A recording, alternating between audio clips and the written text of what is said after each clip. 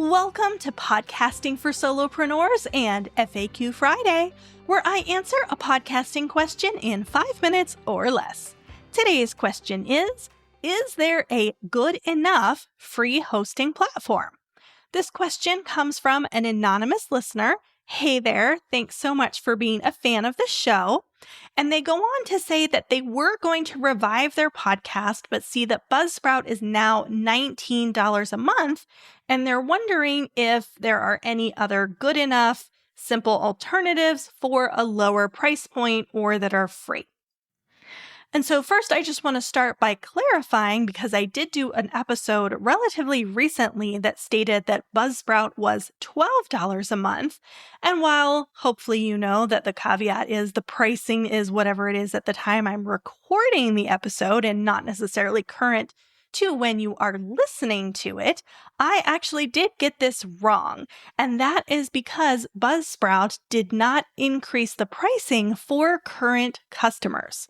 And so all of my students and I are still paying that $12 a month that I quoted in a previous episode.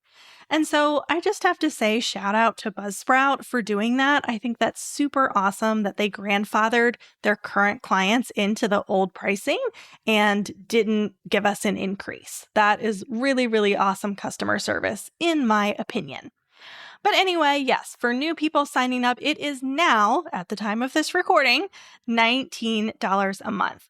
And so in terms of other hosting options, Buzzsprout is absolutely hands down my favorite. And you can go to thepodcastteacher.com/Buzzsprout to save $20 when you sign up for your account. And so it is still my number one recommendation.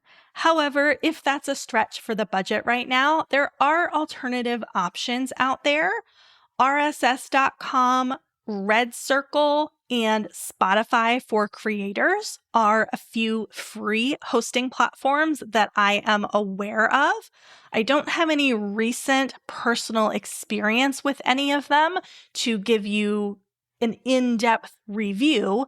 However, I can say that most free media hosts typically don't provide great customer service, and their stats are usually not very robust. This is the experience that I personally had the last time I was in one of these free services.